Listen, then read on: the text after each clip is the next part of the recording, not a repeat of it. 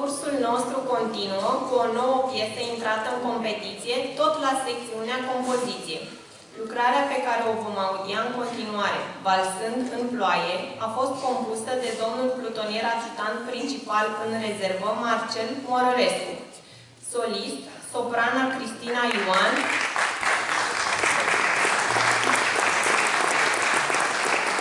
inspector școlar pentru arte al județului Maramureș și solistă a fanfarei municipale Baia Mare.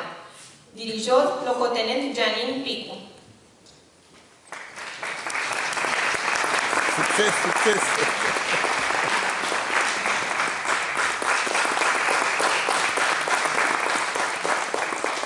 Înainte de a începe această minunată piesă, îi mulțumesc maestrului Marcel Morărescu, care vine tocmai de la Târgoviște, are frumoasa vârstă de 18 ani. 82. 18 ani, asta. 82. Iertați. Așa. Un om deosebit care a făcut parte din rândurile muzicilor militare și face parte cu sufletul și cu gândul, iar n-a venit cu mâna goală, ci a venit tocmai de la Baia Mare cu doamna Cristina Ioan. Să-i aplaudăm și să le dorim succes!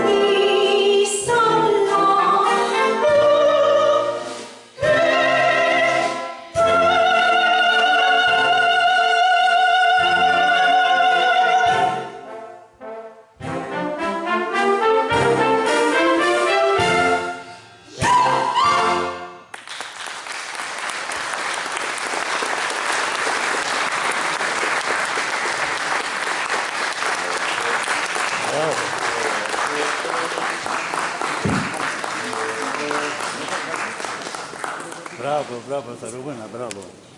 Bravo, bravo.